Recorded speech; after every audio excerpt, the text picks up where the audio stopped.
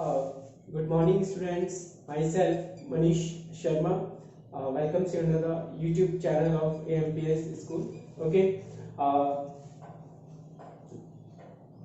In the previous chapter or previous video, I discussed about the need of the Constitution. Okay. Why do we need a Constitution? Okay. In first chapter of Polity 8th class.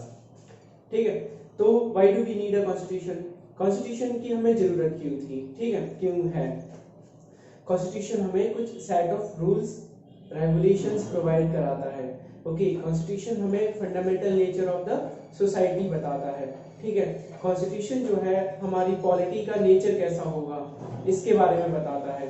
ठीक है, constitution हमें ये बताता है कि country के अंदर equality होनी चाहिए. कंट्री के अंदर एक मेजॉरिटी का माइनॉरिटी के ऊपर डोमिनेशन नहीं होना चाहिए. ठीक है, जो लोग नंबर्स में ज्यादा है, चाहे वो रिलीजियस टर्म्स में हो, चाहे वो लैंग्वेज के टर्म्स में हो, वो कम जो लोग हैं जो कि माइनॉरिटीज हैं उनके ऊपर अपना डोमिनेशन इस्टेब्लिश ना करें.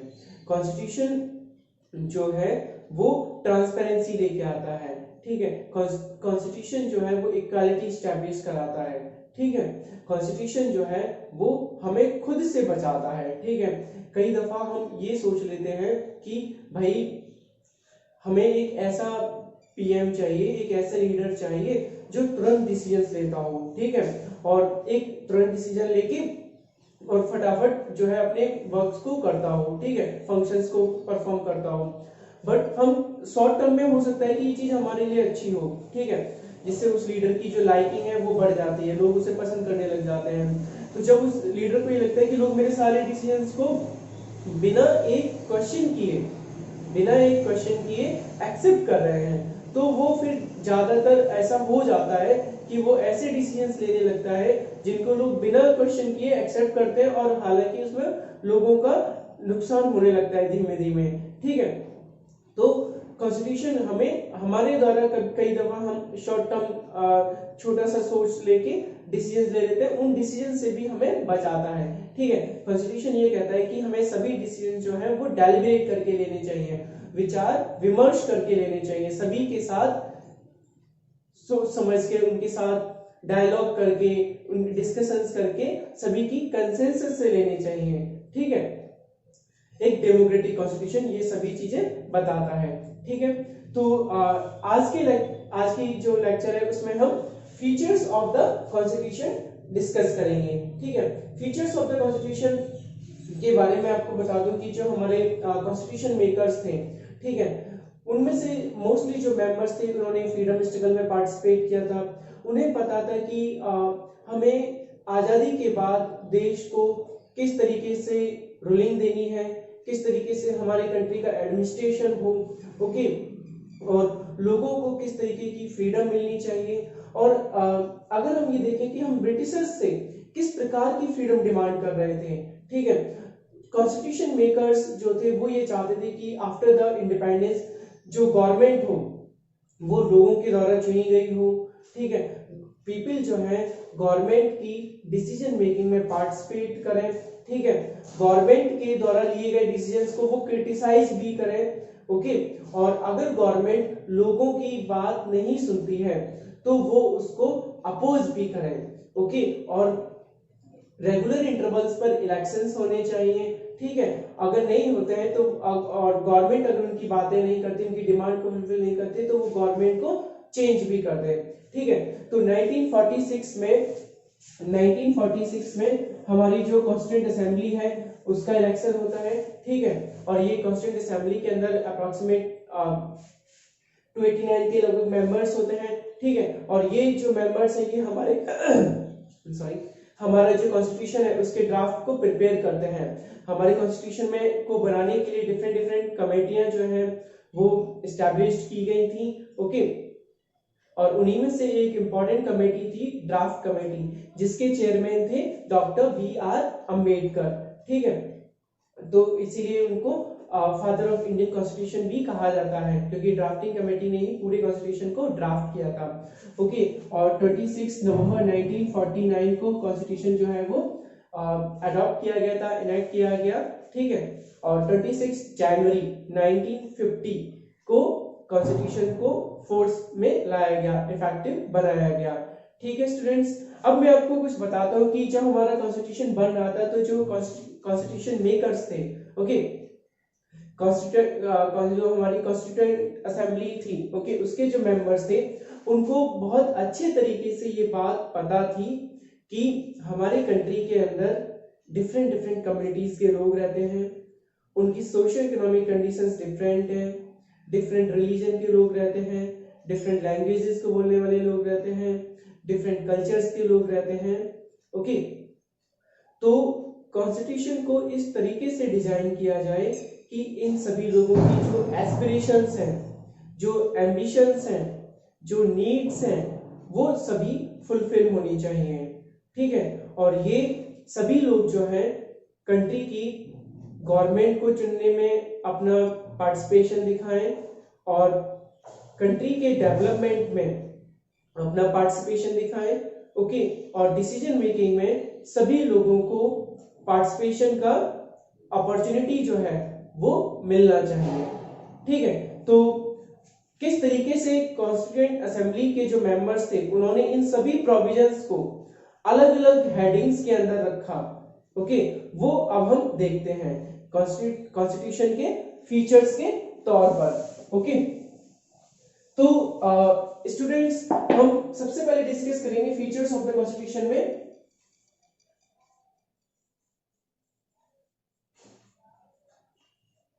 Federalism, federalism, okay.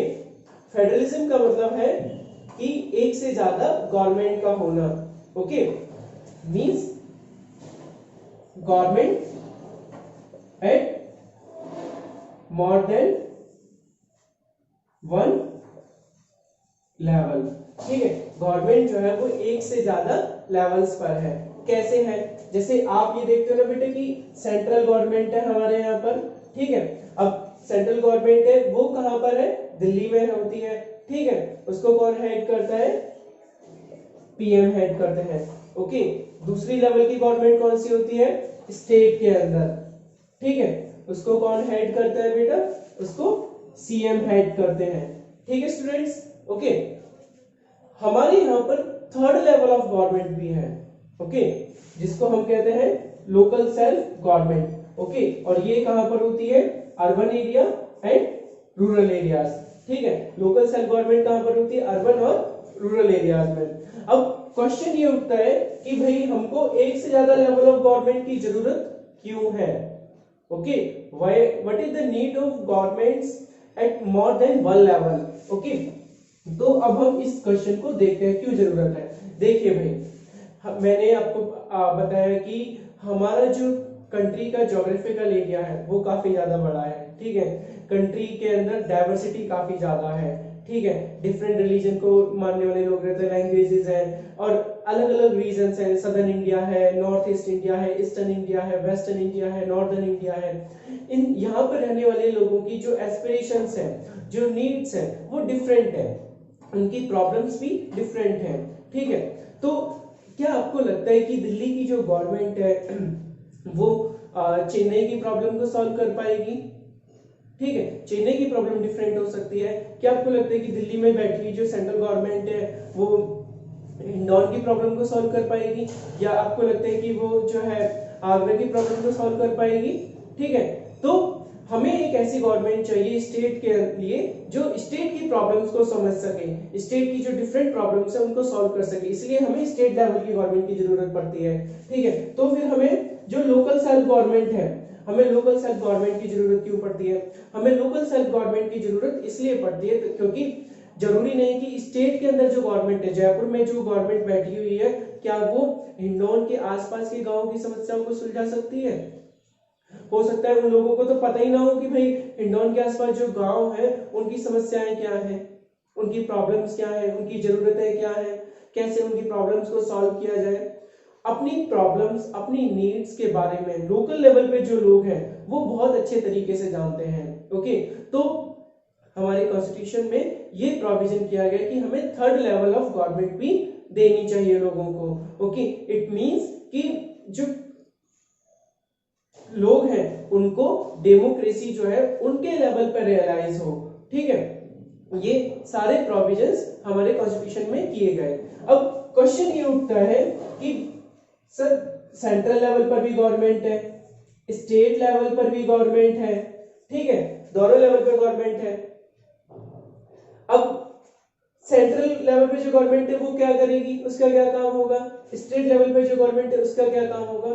तो हमारे कॉन्स्टिट्यूशन ने इन दोनों की जो वर्क है, ओके, कि इनका काम क्या होगा, इनको कैसे काम करना होगा, ठीक है, और इनके पास उस काम को करने के लिए पैसा कहां से आएगा, लोग कहां से आएंगे, ठीक है, आप इसको इस तरीके से समझे, इनके जो फंक्शंस है, ठीक है, इनके क्या क्या फंक्शंस होंगे, ठीक है, इनके फंक्शंस को डिवाइड किया गया है 3 लिस्ट में। ओके, कॉन्स्टिट्यूशन में, कॉन्स्टिट्यूशन के अंदर शेड्यूल है। ओके, तो जो कॉन्स्टिट्यूशन का 7th शेड्यूल है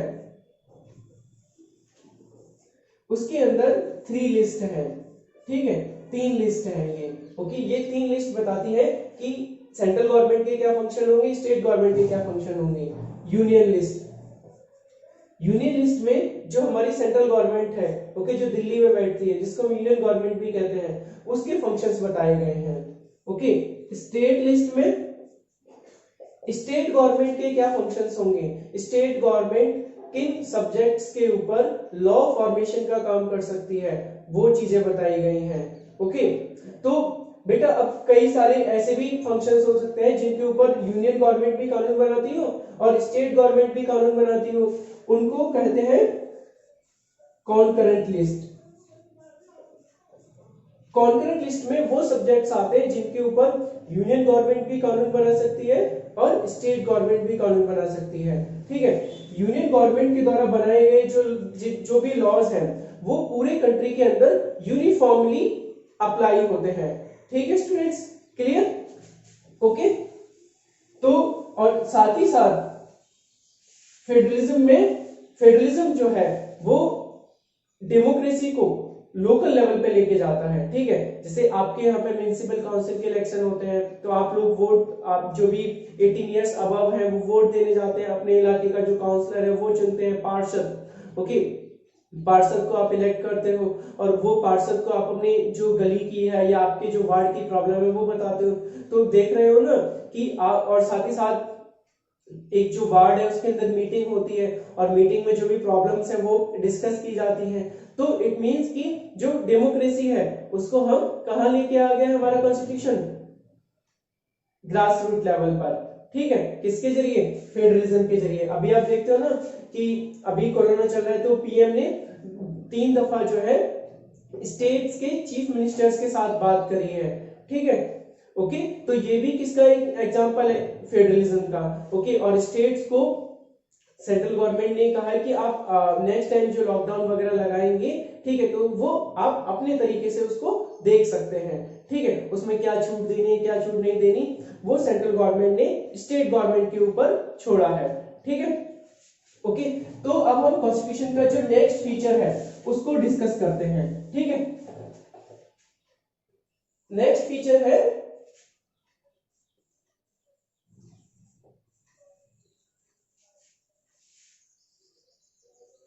पार्लियामेंट्री फॉर्म ऑफ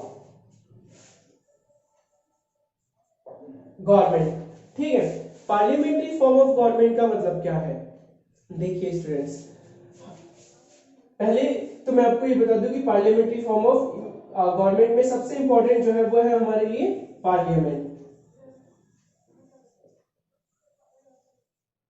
पार्लियामेंट, ठीक है, अब ये जो पार्लियामेंट है इस पार्लियामेंट के अंदर 2 हाउसेज हैं, एक है लोकसभा, दूसरा है राज्यसभा। ठीक है, लोकसभा है राज्यसभा। अब लोकसभा के अंदर जो भी मेंबर्स हैं, ओके, आप ये सारा भूल जाइए। Lok Sabha,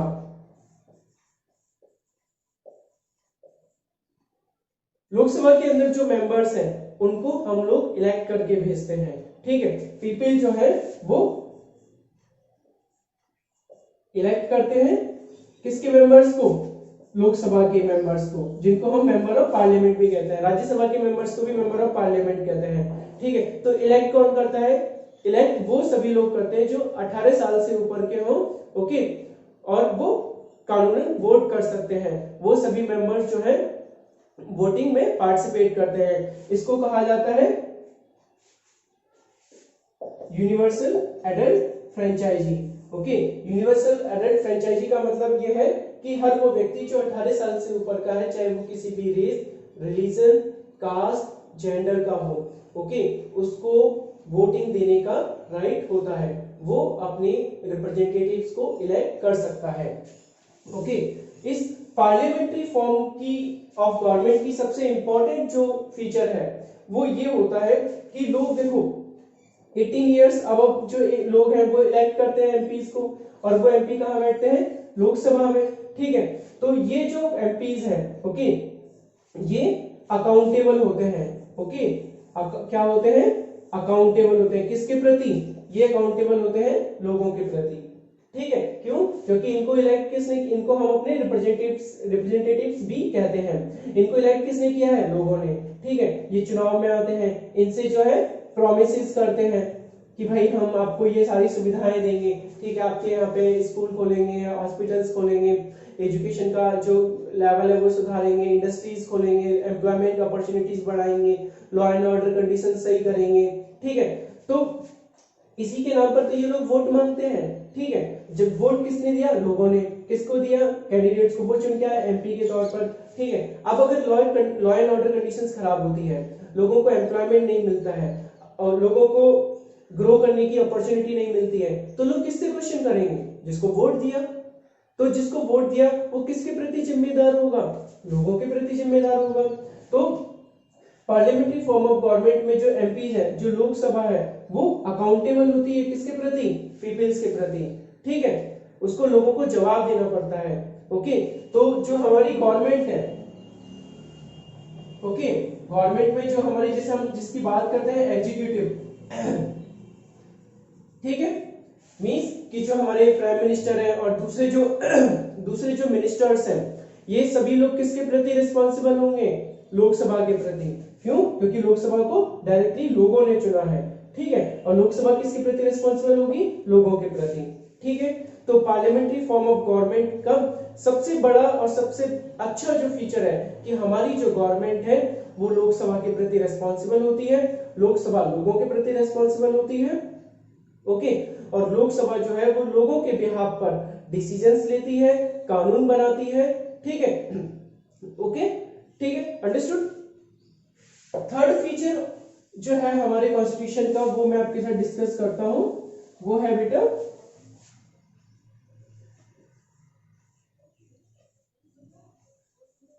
separation of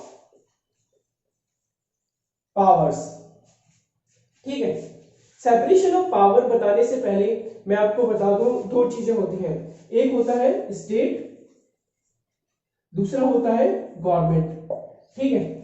state and government. State क्या होता है? ठीक है स्टूडेंट्स, देखिए ये स्टेट जो है किसी राज्य का नाम नहीं है कि Rajasthan state, UP state, Maharashtra state, इसका नाम नहीं है ये, ठीक है। स्टेट जो है वो एक पॉलिटिकल इंस्टीट्यूशन होता है। स्टेट एक ऐसा पॉलिटिकल इंस्टीट्यूशन होता है जहां पर सॉवरेन लोग रहते हैं with in a definite territory, ठीक है। स्टेट क्या होता है?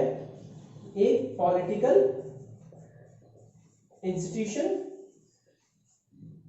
Consist of sovereign people occupying a definite territory, ठीक है। तो उससे ये क्या बनता है? ये स्टेट, ठीक है। क्या बनता है? स्टेट। जैसे इंडियन स्टेट, ठीक है, इंडिया एक स्टेट है। जैसे पाकिस्तान स्टेट, जैसे नेपाल एक स्टेट है, जैसे यूएसए एक पूरा एक स्टेट है, ओके। बांग्लादेश एक स्टेट है, श्रीलंका एक स्टेट है, भूटान एक स्टेट है। क्यों? क्योंकि यहाँ पे स्टेट एक पॉलिटिकल इंस्टीट्यूशन है, यहाँ पे लोग रहते हैं और उनके पास एक डेफिनेट टेरिटरी है, ठीक है, ओके। अब उस स्टेट को जो विजिबल रूप दिया जाता है, ठीक है, स्टेट को विजुअल रूप किसके द्वारा दिया जाता है? स्टेट को विजुअल रूप दिया जाता है गवर्नमेंट के द्वारा। गवर्नमेंट जो है वो डिसाइड गवर्नमेंट डेमोक्रेटिक है, गवर्नमेंट ऑटोक्रेटिक है, वो बताएगी कि इंडियन स्टेट कैसा है। हमारे यहाँ पे गवर्नमेंट को हम लोग चुनते हैं, ठीक है, गवर्नमेंट को हम लोग हटा भी सकते हैं। इट मींस हमारे यहाँ पर डेमोक्रेसी है, इलेक्शंस रेगुलर इंटरवल पर होते हैं, हमारे पास फ्रीडम है, फ्रीडम ऑफ स्पीच है, हम बोल सकते हैं, हम एक जगह से दूसरी जगह मूव कर सकते हैं, फंडामेंटल राइट्स है हमारे पास। तो ये सारे फीचर्स डेमोक्रेसी के हैं। ओके, तो हमारा इंडियन स्टेट कैसा है, डेमोक्रेटिक स्टेट है। ओके, और हमारी जो गवर्नमेंट जो है वो स्टेट का एक पार्ट होती है, ठीक है। ओके, गवर्नमेंट के कितने पार्ट्स होते हैं अगर मैं आपको बताऊं तो देखो, गवर्नमेंट जो हमको दिखाई देती है वो एग्जीक्यूटिव के रूप में दिखाई देती है। ओके, गवर्नमेंट हमको लेजिस्लेचर के रूप में दिखाई देती है, गवर्नमेंट हमको जुडिशरी के रूप में दिखाई देती है, ठीक है। तो अब ये तीनों जो ऑर्गन्स हैं ये गवर्नमेंट के ही पार्ट है, एग्जीक्यूटिव, लेजिस्लेचर एंड जुडिशरी, ठीक है। इनको देखते हैं कैसे, देखिए लेजिस्लेचर, एग्जीक्यूटिव, जुडिशरी। अच्छा स्टूडेंट्स सोचिए, अगर सारी की सारी पावर्स हमने पीएम के हाथों में दे दी, या सारी की सारी पावर्स हमने अपनी पार्लियामेंट के हाथों में दे दी, ठीक है, या सारी की सारी पावर्स हमने जुडिशरी के हाथों में दे दी, फिर क्या होगा? फिर तो वो सबसे ज्यादा पावरफुल बन जाएगा। फिर उनको कौन रोकने वाला होगा? कोई नहीं रोकेगा, जो मनमर्जी में आएगा वो करेंगे, ठीक है। तो लेजिस्लेचर जो है वो किसी गलत सब्जेक्ट के ऊपर लॉ ना बनाए, ओके, उसको देखने के लिए कौन है? जुडिशरी, ठीक है। लेजिस्लेचर के द्वारा जिन भी सब्जेक्ट्स के ऊपर लॉ बनाया गया है, कानून बनाया गया है, उनको इम्प्लीमेंट करने की, उनको एग्जीक्यूट करने की जिम्मेदारी किसके ऊपर है? एग्जीक्यूटिव के ऊपर। एग्जीक्यूटिव में कौन होता है? जैसे सिंपली अगर मैं आपको बताऊं, पीएम है, मिनिस्टर्स हैं, ये सब एग्जीक्यूटिव का ही पार्ट होते हैं, ओके। इनका काम होता है कि जो भी हमारे कानून बनाए गए हैं हमारी पार्लियामेंट के द्वारा, ओके, उनको इम्प्लीमेंट करें, ठीक है, और उनको सही तरीके से ट्रांसपेरेंट वे में, इक्वालिटी के साथ, डेमोक्रेटिक वे में इम्प्लीमेंट करें। अगर ऐसा नहीं होता है तो फिर क्या होगा? तो हमारी जुडिशरी है, जुडिशरी जो है वो क्या करेगी? जुडिशरी आगे आएगी, वो देखेगी कि कहीं पे कोई करप्शन तो नहीं हो रहा, किसी के राइट्स का वायलेशन तो नहीं हो रहा, ठीक है, या ये दोनों जो लोग, दोनों जो ऑर्गन्स हैं, लेजिस्लेचर और एग्जीक्यूटिव, कहीं ये इनके जो सब्जेक्ट्स डिफाइन किए गए हैं उनसे आगे तो नहीं जा रहे हैं, उससे अपने सब्जेक्ट से कहीं आगे जाके कानून तो नहीं बना रहे, कोई गलत काम तो नहीं कर रहे हैं, उसको देखने के लिए कौन है? जुडिशरी। तो एक तरीके से ये तीनों जो है एक दूसरे को चेक एंड बैलेंस करते हैं, ठीक है। और ऐसा नहीं कि जुडिशरी किसी भी चीज के ऊपर डिसीजन दे देगी, एग्जीक्यूटिव है वो जुडिशरी, लेजिस्लेचर है, लेजिस्लेचर जो है वो जुडिशरी के द्वारा दिए गए डिसीजंस को चेंज भी कर सकती है, ठीक है। आपने देखा होगा 2018 में SC/ST एक्ट के ऊपर सुप्रीम कोर्ट ने डिसीजन दिया, उस सुप्रीम कोर्ट के द्वारा दिए गए डिसीजन को चेंज किसने कर दिया? लेजिस्लेचर ने, ओके। अगर कभी भी लेजिस्लेचर कोई कानून बनाती है और वो कॉन्स्टिट्यूशन के मुताबिक नहीं होता है तो जुडिशरी उसको चैलेंज, जुडिशरी में उसको चैलेंज किया जा सकता है, और जुडिशरी उसे रिजेक्ट भी कर सकती है, उसे अनकॉन्स्टिट्यूशनल भी कह सकती है, ठीक है। अगर एग्जीक्यूटिव ने कोई रूल बनाया और वो उसके टेरिटरी में नहीं है, ठीक है, मींस वो उसको बनाने के लिए सक्षम नहीं है, या गलत रूल बना दिया, तो जुडिशरी उसे कट भी कर सकती है, ऐसा भी है, ठीक है। तो स्टूडेंट्स आज हमने इस लेक्चर में देखा कि हमारे कॉन्स्टिट्यूशन के फीचर्स क्या हैं? Federalism, parliamentary form of government and separation of powers, ठीक है। तो ये सारे फीचर्स हैं, बाकी की जो रिमेनिंग रेस्ट ऑफ द जो फीचर्स हैं वो हम नेक्स्ट वीडियो में डिस्कस करेंगे, ओके। Thank you.